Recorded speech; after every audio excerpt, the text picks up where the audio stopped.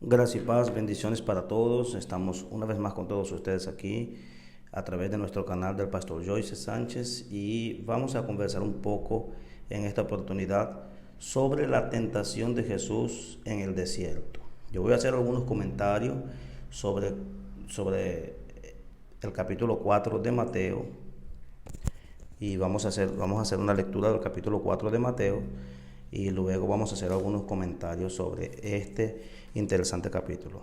Más antes de proseguir, quería invitarlos a todos que nos están escuchando, si todavía no se han suscrito a nuestro canal, que puedan suscribirse, compartir este video con otras personas para que también otras personas puedan conocer de la palabra del Señor y crecer en el conocimiento del Señor.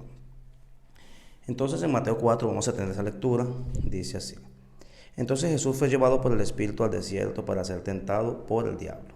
Y después de haber ayunado 40 días y 40 noches, tuvo hambre, y se le acercó al tentador y le dijo: Si eres hijo de Dios, di que estas piedras se conviertan en pan.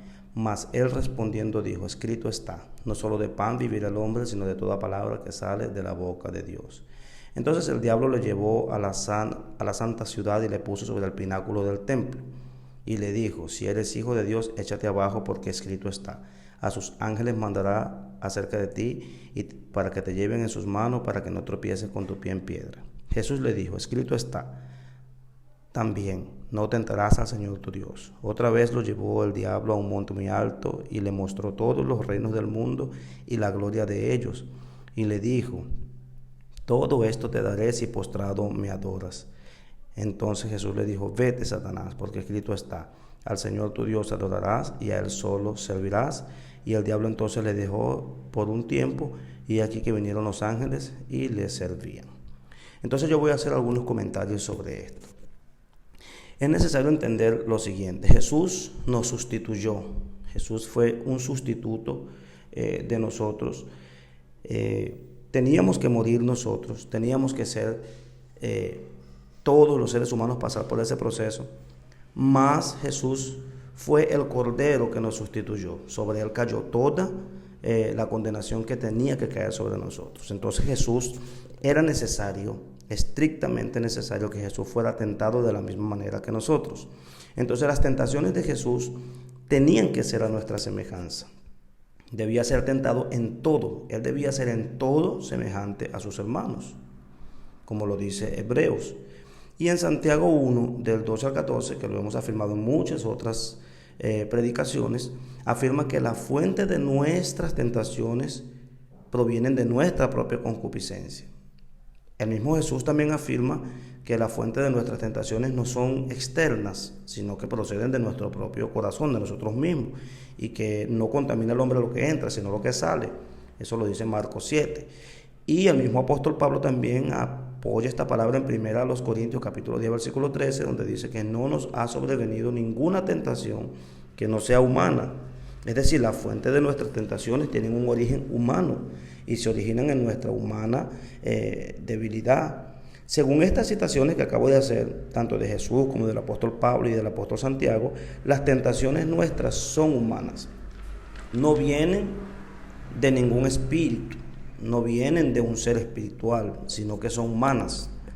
Entonces, ¿cómo es posible que si Jesús debía ser tentado en todo igual que nosotros, el origen de la tentación de Jesús provenga de un diablo?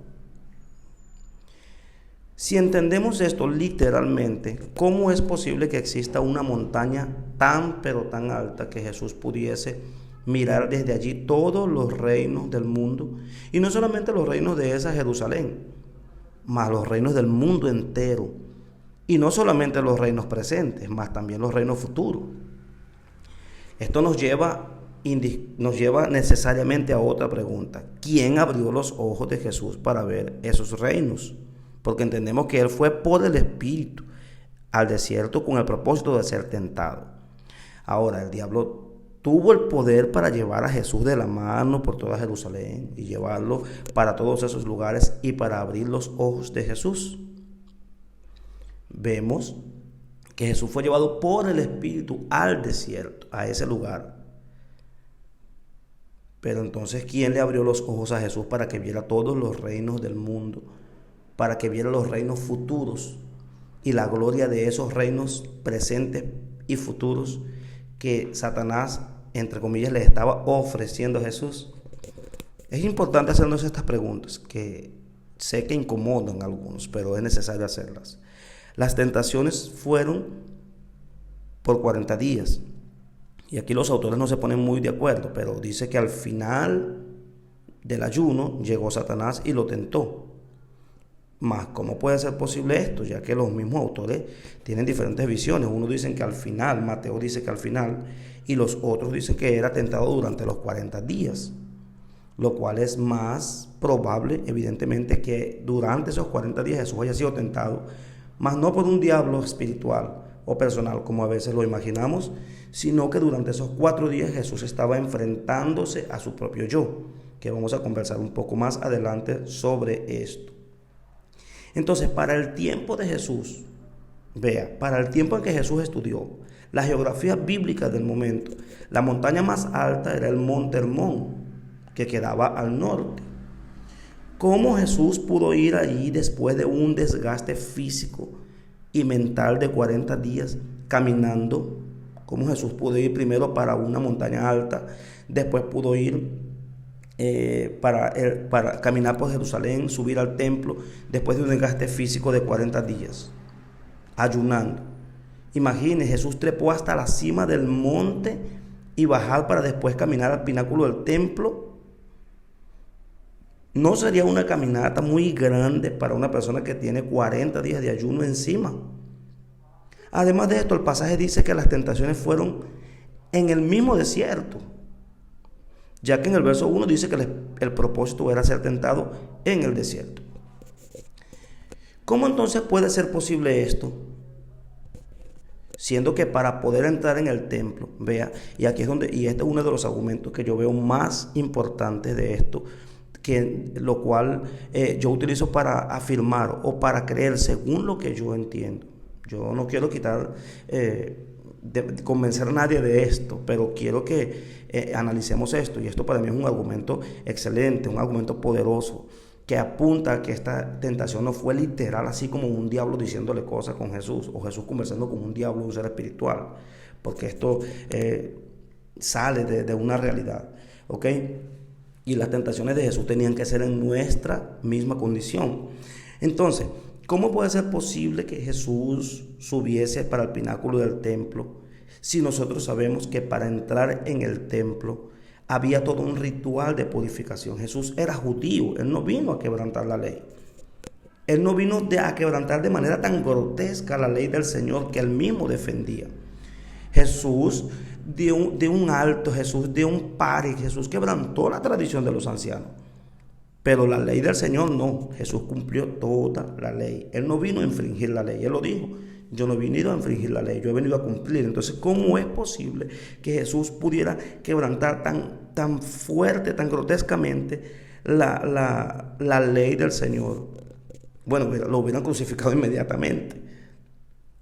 ¿Cómo es posible que Jesús pudiera entrar al templo inmundo después de 40 días en el desierto y Jesús subir al pináculo del templo? Había un ritual de purificación. Para los viajeros poder pasar para el templo consistía en lavarse en unos tanques. Por la entrada del templo había unos tanques que tenían dos divisiones, una escalera que bajaba y daba lugar a un pozo, a un tanque de agua para purificarse, y luego salía por el otro lado. Él se sumergía totalmente, la persona, y luego salía por el otro lado limpio, por el otro lado de la escalera. Ellos nunca se encontraban los que iban bajando con los que iban subiendo. Jesús tenía que hacer este ritual de purificación, lo cual el pasaje no lo menciona, lo cual era totalmente una demostración de que en los pensamientos de Jesús como hombre le estaban diciendo: vamos y súmate ya para que todos crean en ti. Para que todos crean en ti. Entonces, ¿cómo hubieran reaccionado los escribas y los fariseos y los doctores de la ley ante esto? Jesús pasando por el templo inmundo, ¿lo imagina? Lo habían crucificado inmediatamente, amados. Esto no pudo pasar desapercibido por los judíos del templo. Jesús pasando inmundo. Había un ritual de purificación. No se entraba al templo así, ni al templo de una iglesia como nosotros nos imaginamos. Había un ritual que había que hacerse, y Jesús no iría a cumplir esto. Eso sí sería quebrantar la ley. Y si Jesús quebrantaba la ley, entonces todo el plan de Cristo ya estaba destruido, porque él tenía que cumplirla.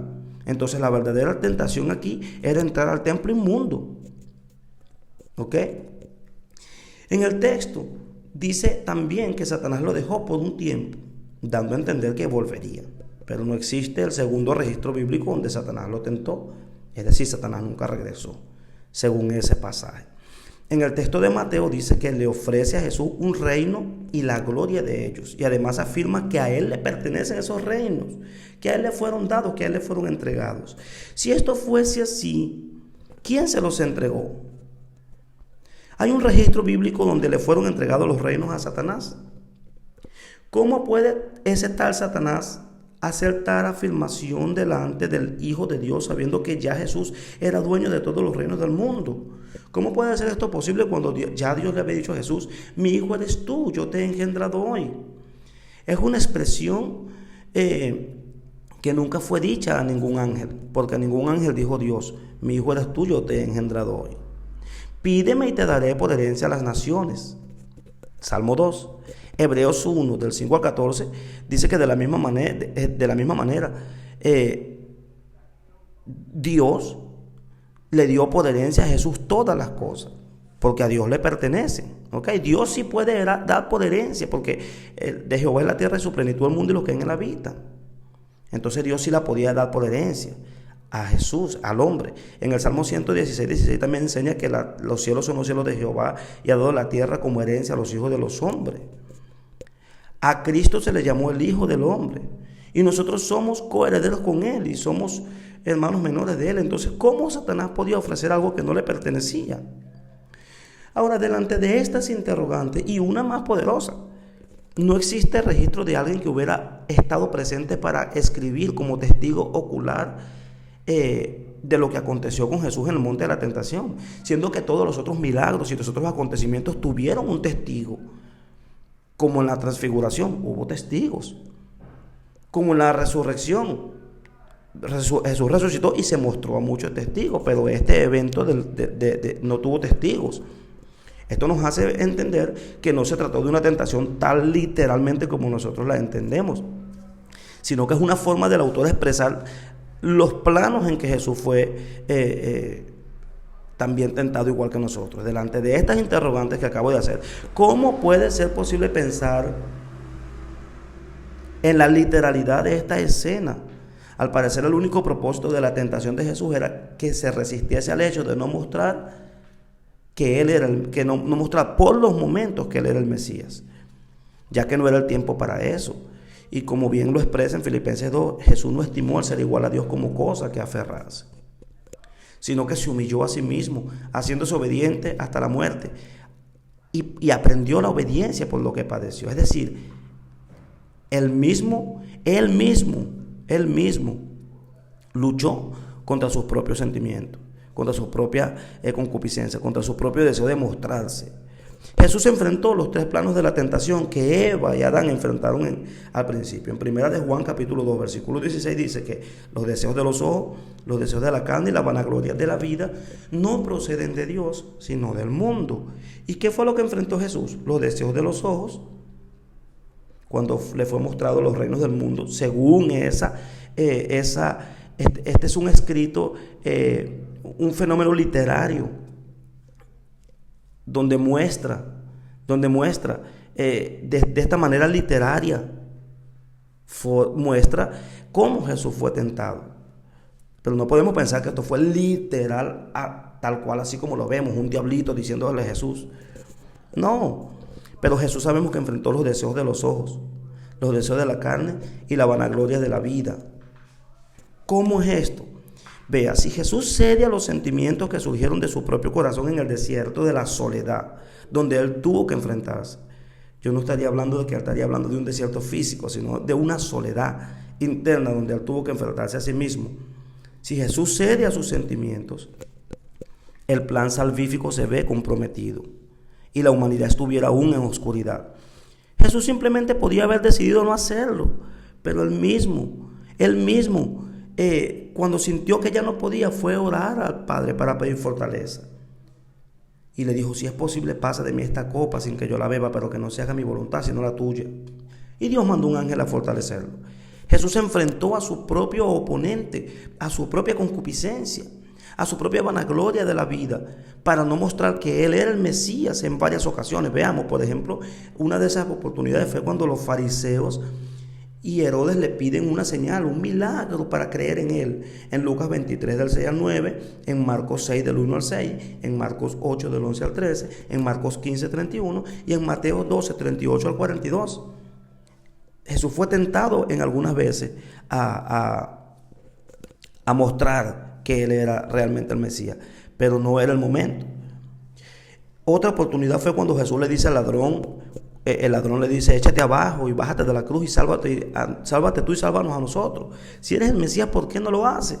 Pero vea, el propósito no era Jesús bajarse de la cruz. El propósito era Jesús seguir en la cruz para cumplir el plan salvífico.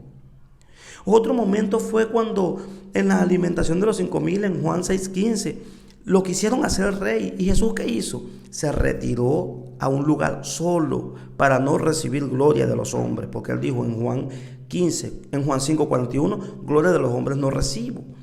Para no salirse de su propósito. Jesús no vino a ser rey en ese momento. Jesús vino a morir por el pecado de la humanidad, y Él necesitaba cumplir esa misión. Si Jesús se bajaba de la cruz, si Jesús no continuaba su misión salvífica, la humanidad estuviera en tiniebla. También cuando los judíos le piden una señal para poder creer en Jesús, en Juan 6:30 y 6:48, le pidieron que Jesús hiciera caer maná del cielo, porque Moisés hizo una señal de hacer caer maná del cielo. Y Jesús, en vez de hacer caer maná del cielo, le dijo: no necesitan que caiga maná del cielo. Yo soy el pan que descendió del cielo. Yo soy el pan de vida. Y el que no come mi palabra no será salvo. También fue tentado a mostrar su deidad cuando sus hermanos le piden que se revele al mundo, en Juan 7 del 1 al 6. Pero Jesús le dijo: mi tiempo no ha llegado. También cuando su madre le pide que convierta el agua en vino, y le dice: ¿qué tienes conmigo que no ha llegado mi tiempo? En Juan 2:4. Ahora bien, al contrario de un diablo personal o espiritual, vemos unos grandes diablos en la vida de Jesús. En el círculo personal íntimo de Jesús, uno de esos diablos era Judas. En Juan 6:70 dice: ¿no os he escogido yo a vosotros 12 y uno de vosotros es diablo? Vea que no dice: y uno de vosotros es el diablo, sino que uno de vosotros es diablo, que es un adjetivo. No dijo: uno de vosotros es el diablo, dijo: uno de vosotros es diablo. Es decir, Judas lo iría a traicionar. Era un contrario al propósito de Dios. Y en el Salmo 109, que es un salmo mesiánico, vemos que en el verso 6 dice: Satanás esté a su diestra. La misma posición que en Zacarías 3, vemos que en Zacarías 3, 4 representa las vestiduras de pecado y de iniquidad y de traición.